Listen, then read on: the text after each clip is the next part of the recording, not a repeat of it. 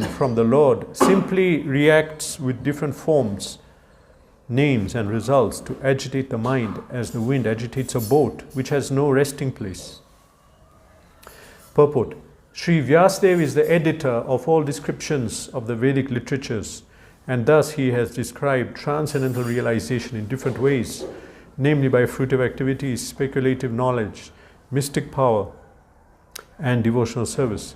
Besides that, in his various Puranas, he has recommended the worship of so many demigods in different forms and names. The result is that the people in general are puzzled how to fix their minds in the service of the Lord. They are always disturbed about finding the real path of self-realization. Srila Narada Dev is stressing this particular defect in the Vedic literatures compiled by Vyasadeva, and thus he is trying to emphasize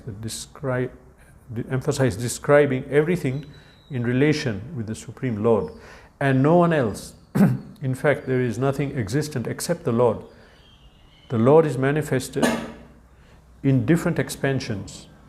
He is the root of the complete tree. He is the stomach of the complete body. Pouring water on the root is the right process to water the tree, as much as feeding the stomach supplies energy to all parts of the body. Therefore, Srila Vyasadeva should not have compiled any Puranas other than the Bhagavad Purana, because a slight deviation from that may create havoc for self-realization. If a slight deviation can create such havoc, then what to speak of deliberate expansion of ideas separate from the absolute truth, personality of Godhead? The most defective part of worshipping the demigods is that it creates a definite conception of pantheism ending disastrously in many religious sects, detrimental to the progress of the principles of the Bhagavatam, which alone can give the accurate direction for self-realization in eternal relation with the personality of Godhead by devotional service in transcendental love. The example of the boat disturbed by whirling wind is suitable in this respect.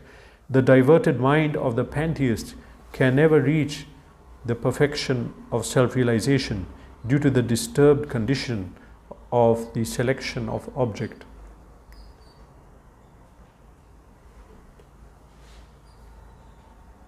Nama Om Vishnu Padaya Krishna Preshthaya Bhutale Srimate Bhakti Vedanta Swaminiti Namine Namaste Saraswate Deve Gauravani Pracharine Nirvishesha Shunyavadi Pashyate Deshatadine Jai Shri Krishna Chaitanya Prabhu Nityananda Shri Advaita Gadadhara Srivasadi Gaur Bhaktavinda Hare Krishna Krishna Krishna Hare Hare Hare Rama Rama Rama Hare Hare.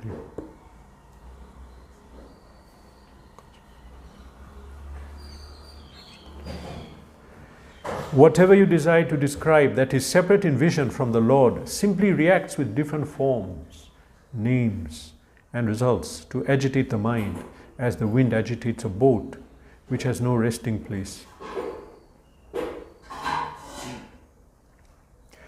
Here in the first canto, I think in the second chapter, there's a verse explaining about Atma Suprasidati. How can the soul, Jiva, we be happy, be satisfied in life? So then it explains, Savai Pumsam Paro Dharma Yato Bhakti Radhokshade Ahetuki Apratihata Yayatma Suprasidati. It's a description of the topmost dharma. And they don't put a name, topmost dharma is Buddhist, Jain, or Hindu. It says that simply that dharma, that practice, spiritual practice by which what can happen? That one can awaken loving devotional service to the Lord. We awaken love for God, okay, that's first thing, and such love of God should be uninterrupted and unmotivated. Uninterrupted means that we are able to continue practicing bhakti without a break. Otherwise, sometimes we practice, okay, let's break, this is too much bhakti, we'll take a break, okay, come back, now it's going. Ahetuki, that's apratihata. And ahetuki means I'm doing bhakti without any benefit. That I'll only do bhakti if I'm living in a hot place, I don't like, or I'm eating the food that I like, or if I'm situated near the beach, that is good. So ahituki and apratihata. And then what is the result of this? Ahituki apratihata yayatma suprasidati. The Atma, soul, becomes peaceful, happy. So this is the goal. But now, who's on this platform? We are not on this platform, isn't it? Because actually 99.9%, all of us, bhakti is, we came not to worship Krishna. We got some relief in bhakti. Some good company, or some good prasad, or some good association, people. Or, I'm suffering, I want to stop suffering. Come this way. Why? Because I'll stop suffering. Everyone, we are all like that. We are all like that. And then hopefully one day we'll come on the pure platform. So now that's how to be happy. But we're not on that happy platform. For the Atma to be peaceful, there is no other way except pure devotion. Now he has explained that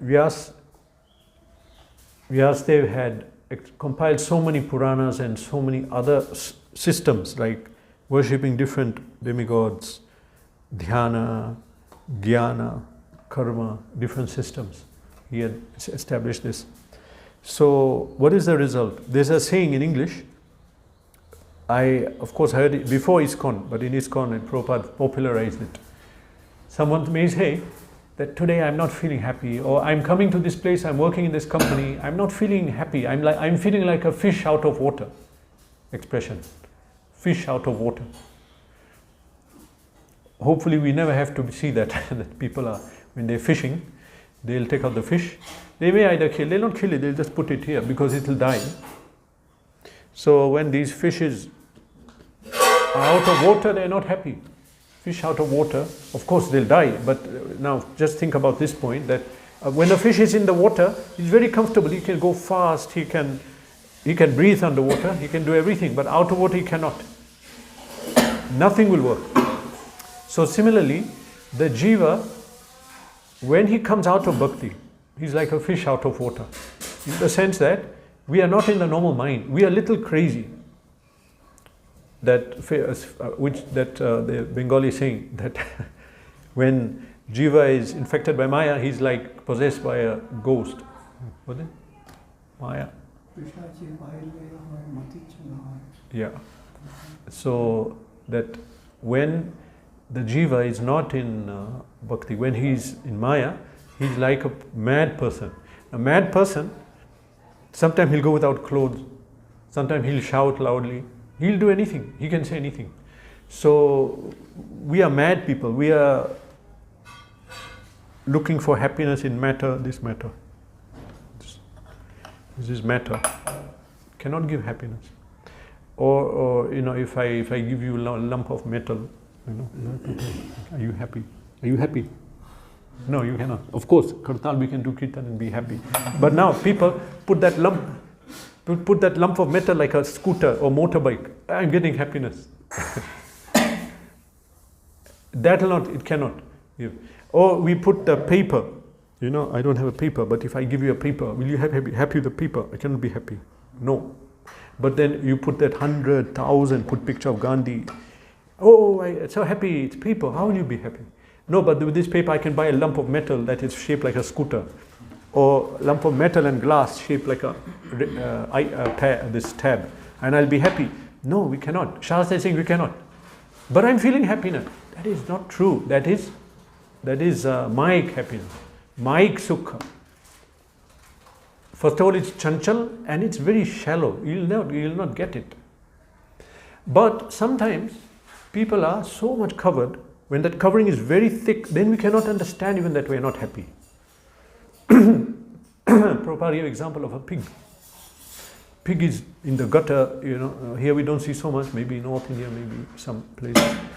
In the gutter looking for stool. Now if you, Prabhupada explained, you call the pig, no, my dear pig, why are you looking for that stool? I made halwa with ghee, take it.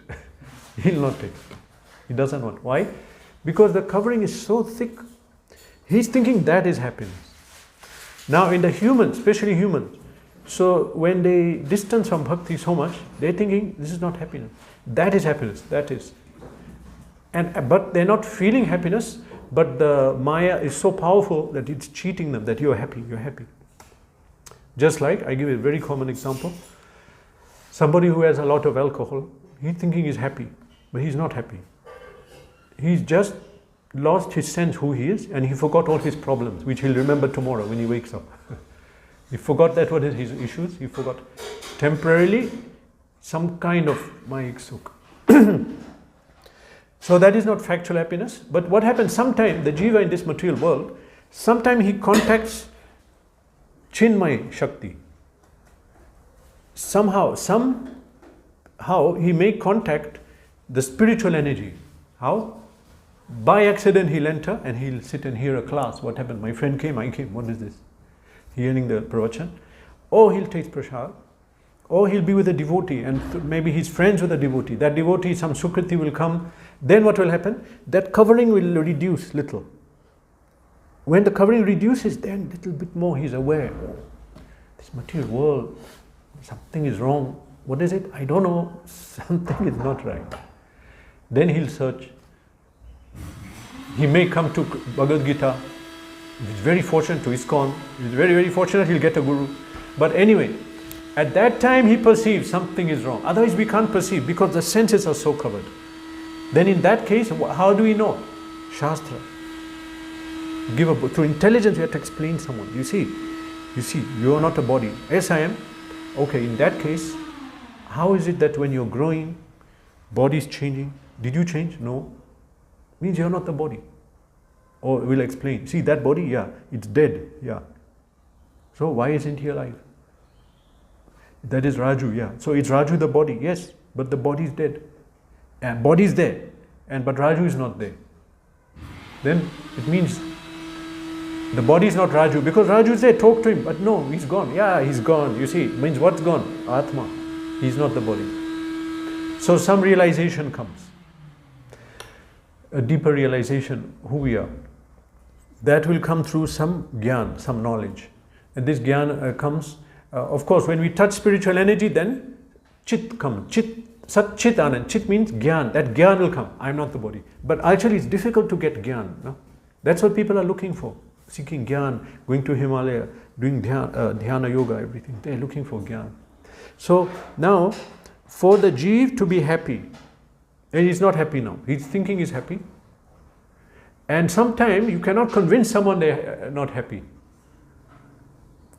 For example, somebody was preaching, I don't know, I don't want to put names, so I'll say in a certain region of the world, countries, where he said, we cannot preach to these people. Why? They're so much into sense gratification. Wine, women, they're so much. And it's hard to preach because we're telling them there's no happiness, but they're happy. But it means the covering is so much, they cannot tell. So what do? We just distribute prasad, take prasad. And then in the class we are suffering. No, we're not. So, but actually when someone is coming and saying, I'm suffering, I'm not happy, I'm depressed, and they get in some depression, actually they have gyan. It's a good thing. That is gyan. People, they are thinking something's wrong with me. Why can't I enjoy? This fellow has a motorbike. He's enjoying like anything, going all over the town, making loud noise on the bike and drinking, getting drunk. And I cannot do it. Something's wrong with me. Actually, people who can't do that, they have gyan. It means they realize something is wrong. Other fellow didn't realize. They're in a higher position. These people entering stress, depression, all that, they're in a higher position. Because they got something is wrong, but they didn't figure out. Hopefully they'll figure out if they come to Krishna consciousness. But already they're halfway. We don't have to tell them, this world is full of suffering. They'll come to us, I'm suffering. Okay, listen to what I'm saying. So now, how can the Jeev be happy then? How can you stop suffering? Only one way, when he's linked with God. This link is called yoga. When he's in a state of yoga, he's happy. Normally he's not linking to God. He's linking to maybe alcohol or some political party, or he's linking to his dog, or he's linking to some, relation, bodily relations, or girlfriend, boyfriend, that link. They're looking for happiness in these links. But here the link we understand is that we are eternal link. We are linked to Krishna eternally. Mama evangsha jiva loke jiva bhuta sanatana. Krishna said, Mava evangsha, angsh. They are all my parts. Actually, we are inseparable. We cannot be disconnected from Krishna. Bhinna Prakritir Ashtada. There are 8 separated energies of Krishna. What are they? Bhagavad Gita chapter 7 text 4. My 8 separated energy. Krishna says, Bhinna me Prakritir. They are separated from me. 1. Earth, water, fire, air, ether, then mind, intelligence, and ahankar, false ego. These are separated. But we are not separated. In fact, Prabhupada says in some purports, this is looking now deeper, just conceive this. Actually, we never fell from Vaikuntha, Prabhupada says. We didn't fall, we are there, but we are in illusion. Just like somebody is sleeping, then he starts dreaming. Now I am in America, I got the green card, I got my house, car, good job. He's thinking he's in America. He's not. He's in Anjanapur. But what happened? He's sleeping. He's in the dream. He's dreaming. And when he wakes up, he realizes, I'm not there, I'm here. So similarly, actually Prabhupada says in some quotes, and some people misinterpreted this.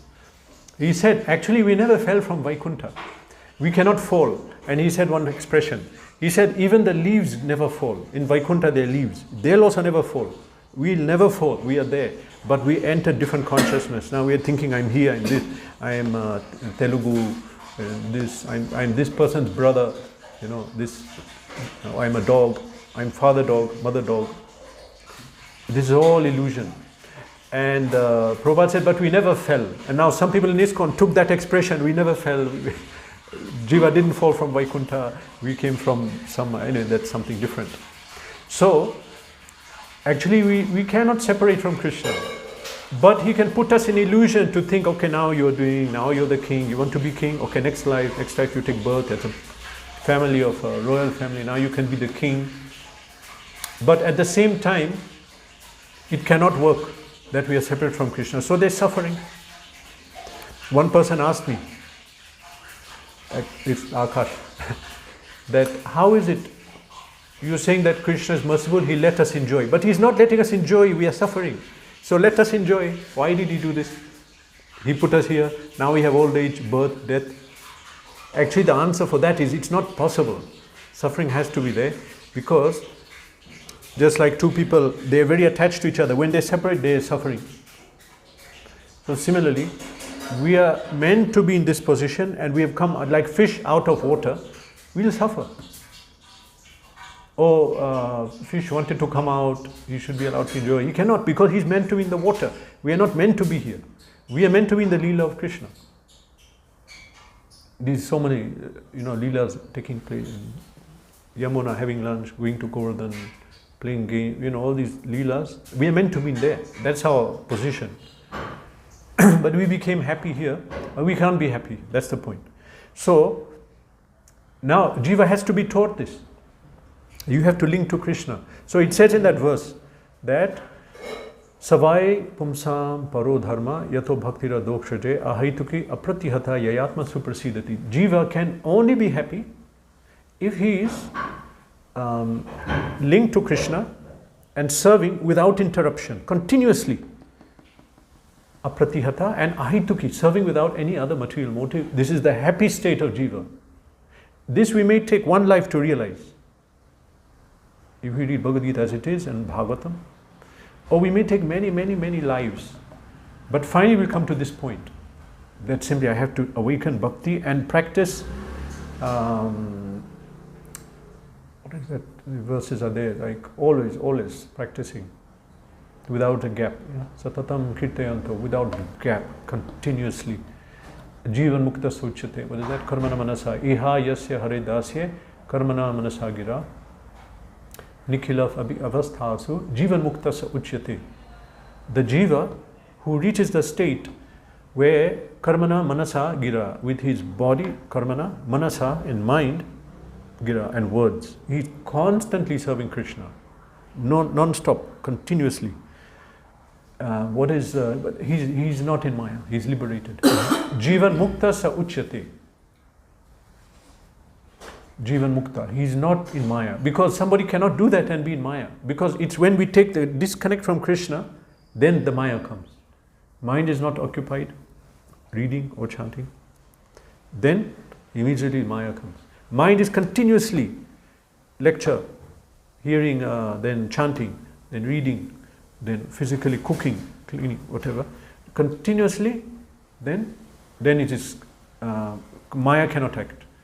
So if you see somebody continuously engaged without a gap, mind also, it's difficult to see someone's mind, but mind also should be, manmana, bhava. Krishna says, think of me also. So then he's not in Maya, you can understand. And such a person, it says Upadeshamrita, that sarvam apimam prithvim sashishya, such a person can make disciple. This is a symptom of a guru, actually. So you have to come on that platform one day. And such a person is a guru. Why? Because he's not in Maya, it means what he speaks is perfect. Everything he speaks is perfect. Paramatma is speaking, and he's like, someone asks him a question, he's speaking. So he's getting the proper answer, not what he wants to say, what he thinks, what he feels. Why is Vyas qualified to write the Vedas? In the previous verse, it's here, Amogha Druk. What is the meaning? Amogha Druk. Druk means seeing, seer. There are many seers. Rishis are so many. Narad Rishi, Gautam, so many rishis. But Vyas Rishi, this is Amogha Druk, seer. But he says he's different. He's Amogha. What is Mogha? No, in Sanskrit. Huh? Mog is like dirtiness, contamination, pollution. Moga Asha, Moga Karmana, Moga Jnana, Vichetasa, Asana Bhava. There's a verse in Bhagavad Gita saying that person who doesn't surrender to Krishna, Moga Asha, everything is failed for him. Everything is failing. Mog means something like, it comes from moh. Moh is illusion. Mog means polluted. It cannot be pure, impure. So, Amogadirk, his vision is pure. That means whatever Vyas is seeing, supposing I'm seeing the door, we all look at the door. Right now, everything different will come in our mind. Or let's put it differently. If I see a chili, I feel something bad. Someone like chili, he'll think, oh, it's good. But if Vyas sees a chili, he'll see chili. He'll not think what I like, what I don't like. Amogadir, I am seeing the thing for what it is. I am not putting my own. No one is like, we are not like this. If you ask me, how was the function yesterday? It was good. Someone will say, no, it was bad. But someone will properly describe, it was like this, like that, not what I like or not like. So Vyas was Amogadir. This means that he wrote the Veda for what it is, not what he thinks it should be, what he removed something, added, nothing like that. Amogadir. So that pure vision, we are not in that pure vision. A guru is supposed to be pure because he's fully engaged in the service of the Lord. There is no Maya, even his vision, his words are pure. Now if you ask him, he'll tell you exactly what the truth is. Inside, Paramatma will give him the solution and you'll get it. Guru is on that level. So to get a guru is great benediction. Guru means devotee of Krishna. So there are different gurus, but it's understood because guru is supposed to, spiritual guru means liberate you. You must be a devotee of Krishna. It cannot be other. So now, if we understand this point that jiva has to be connected to Krishna for happiness and perfection and peace, whatever, has to be absorbed in bhakti fully, without stop. Then Narad came and said, Vyas, what did you do? You made so many Puranas saying now he's supreme, this is supreme, they're supreme. Now they'll do all these things, but they'll be disturbed, they'll never be peaceful. Yeah, Vyasadeva is the editor of descriptions of Vedic literature. He has described transcendental realization in different ways. Fruitive, speculative, mystic power. In other words, karma, jnana, mystic, speculative, dhyana. He did different systems for realization. So, And he said, besides that, Puranas recommend worship of so many demigods. What is the result? People are puzzled. It happened now, isn't it? People don't understand who to worship, what to do. So they'll worship everyone and accept everyone. That will avoid a fight and argument. I heard this, it was especially during the time of British, to unite everyone. The Ramakrishna mission, they were saying, everyone is same, everything is same, so at least we'll come together and not fight each other. Fight the British to come out. Okay, now they've gone out, now we're fighting each other. But people have to understand factually that there cannot be many paths. It's common sense that we come out of the gate. Now if I want to go to this neighbor's house, I have to go there. If I want to go to this other place, this is the route. Even Google knows that. You tell Google, I want to go here. Of course, you say sometime, I'm taking the shortest way. Of course, you can go round, there's a traffic jam, this or that. But what is the shortest way? This is the direction. So actually once what happened, someone stole some money from us. And he went to Goa. And he had logged into our devices. So we logged into device, we went to find my device and we found him. So we were finding him in real time, tracking him in Goa. Then what happened? He did a search, wine, liquor store, something. Then we checked when he was, where's that wine, liquor store? We checked where it is. So this was the route. So we thought he's going to go here. Then we did Google Map. What's the route for this? This is the route. Definitely he'll go this route. So we phoned our friend in Iskcon and he went on that route and caught him from here. So we were sure that will be the route. So that is the route. So 100%, the route to God is one. This is the route. But Vyas put so many ways which are this way, that way. And what was the result? An analogy is given here. It says here, diverted mind. It's like example of a boat disturbed by whirling wind. Sometime we go, I don't know, it's difficult here, your city people, but there are lakes, rivers. I sometimes seen lake. You can come to a lake. It's completely like a sheet of glass. Huge lake, not moving at all. And then there's a boat. The boat is just still like that. Alternatively, when there's wind, the boat starts to move. Agitated, moving, wind. So the wind is causing that. So what is that? Here, that because of all these different paths, nobody is peaceful. They didn't come to pure bhakti, to Vishnu.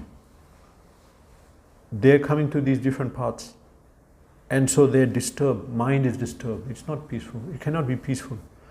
And some people have this idea, what is peace? That when they come to a temple, it was a nice temple, if you see comments. Very peaceful. I heard his class, very peaceful. I heard the kirtan, peaceful. Actually, yes, okay, peace, yeah, you will get peace, but in higher level of bhakti, it's not peaceful. We are establishing bhakti, it's in one way disturbance, but it's peace inside. Inside we are peaceful, but doesn't mean your life will be peaceful. Sometimes people spend short time in Iskcon. These people are so disturbed, They're arguing people to sell Gita. Then they're keeping accounts, selling books, so much activity. It's not peaceful like a Buddhist monastery. You can just sit down. They want to be like that. Sometimes they'll enter the temple and kirtan is going on. They think this is the peace. That is peace, but it's not that kind of peace. If I tell you the most peaceful person on the battlefield was Arjun, he was in a war, fighting, killing, but he was peaceful inside. So the peace that comes, that is inside.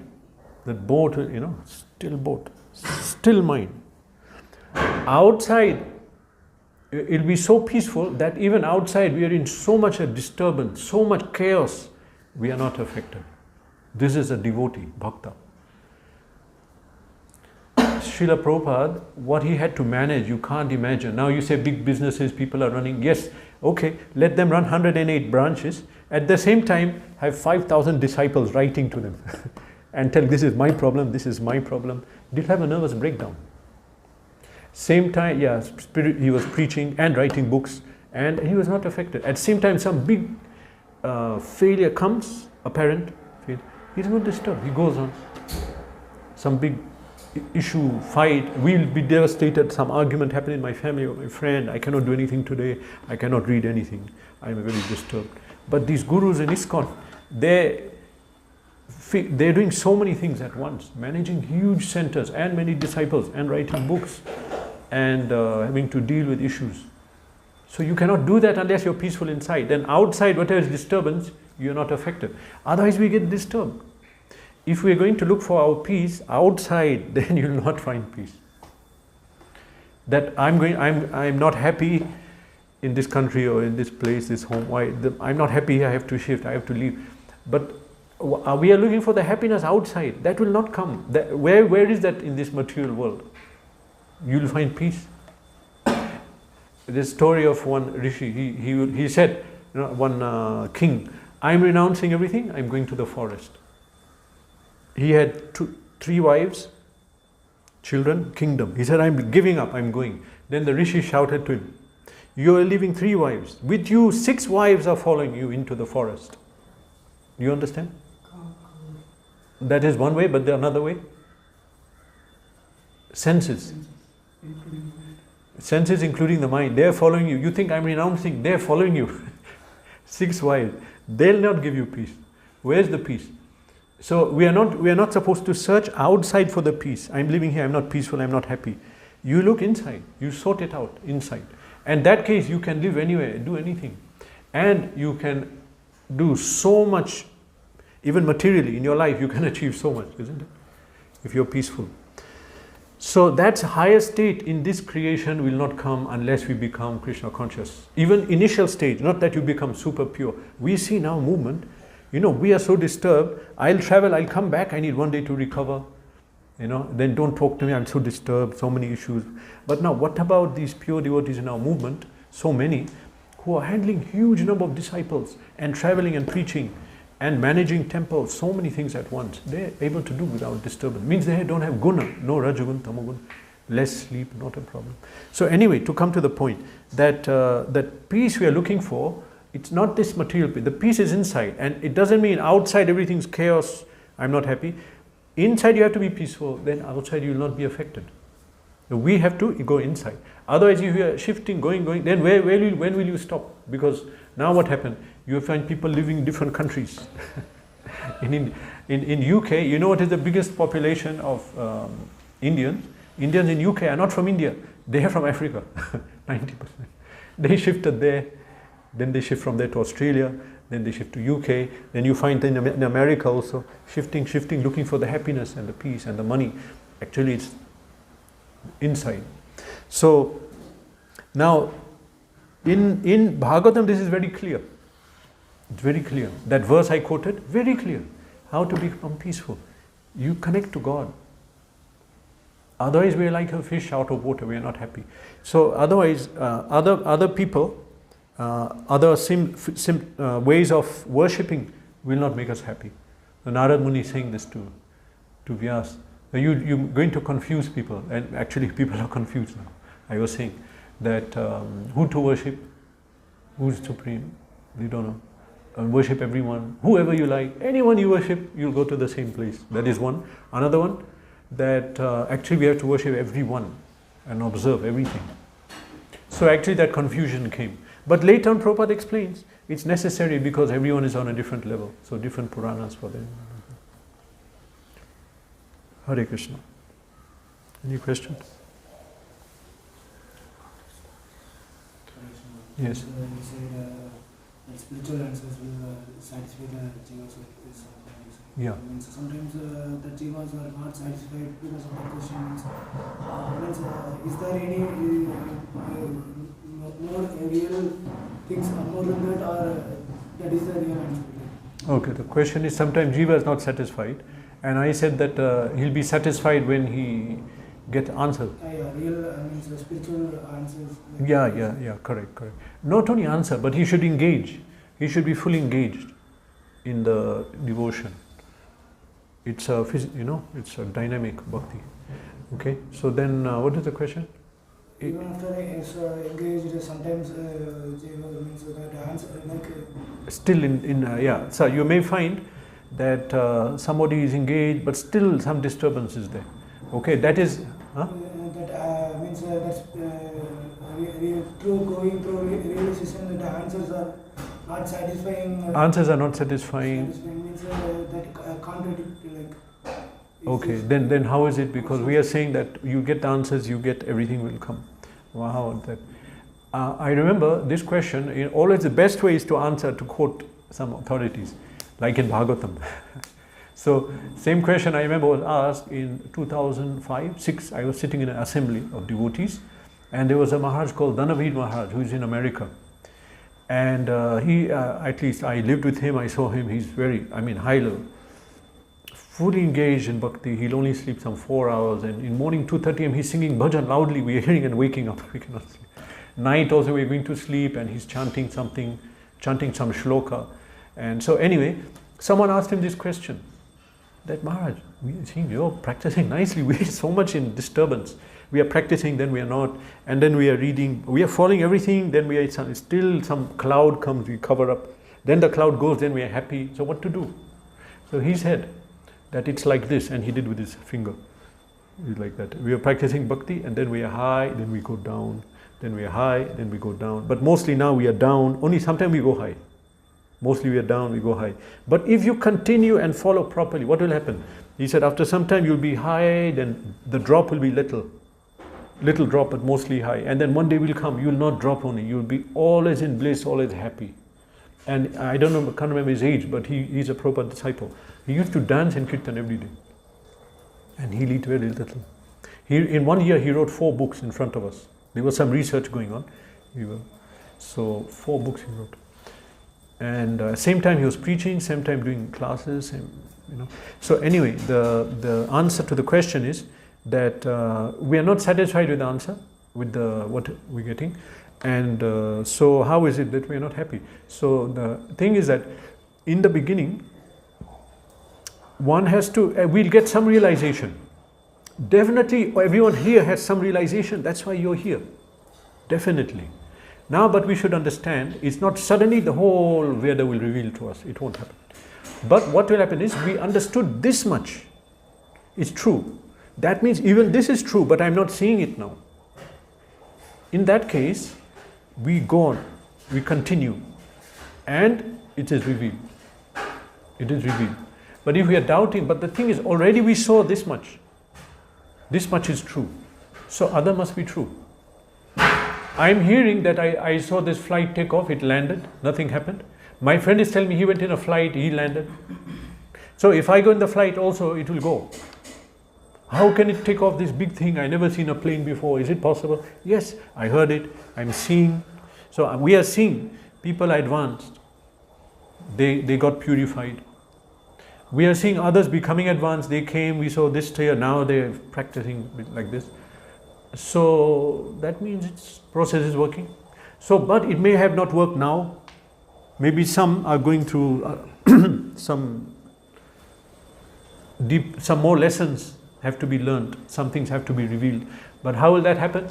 Through intense bhakti, devotion. And so if you're not even understanding also, that takes some mercy to understand. As we mentioned, we distribute many Bhagavad Gitas, but one person walks in, I read this book, I've got so much amazed, like your father. Like your father, his father. He was like all these people, what they're doing is normal, like society, what you call normal. And he read a book, one book, he changed his life completely till now, one book. But why? We distributed books all over Bangalore. Where are the devotees? They should be knocking in the queue. Prabhu, I want to join. Where's the mala? They're not there. Then what is it? They're not being revealed the knowledge. Everyone is different. They'll be revealed differently. Even the time I joined, some people went full speed. I was watching what happened to him. He advanced so fast. I didn't. That Shrutepi Nama Mahatmi Aham Mamadi Paramo. Still we are attaching to some attachment, we're not letting go. So then it's not real. Or some offense, something. But whatever it is, if we go on, it will come. That is a fact. And we should be convinced, this much I got, I've seen, that means the rest is true. You know, how do you check if the rice is boiled? You check every single rice? No, 1 grain. This is true, this is true, this is true, then this looks like it's true. Even in science, we have, you know what is, what's the whole extrapolation in science? You do an experiment, you get a value here. You do an experiment, you get this value. A third here. So now I am not going to do every experiment, I'll draw the line such that I know the time and distance, this is the value. Why? I did this, I did this, I did this, so this must be true. This must be. So you draw the line, then you can extrapolate, means I can predict this will. So anyway, it's a long answer, but I don't know, I hope I got it on the point. Yeah. To summarize, conclude, one thing is that it takes time, one is that. And second, and if it took time, but if you see it's working, then it will work. And other point is that it's not that everyone at once reveals the knowledge. Okay, Hare Krishna. Srimad Bhagavatam ki jai.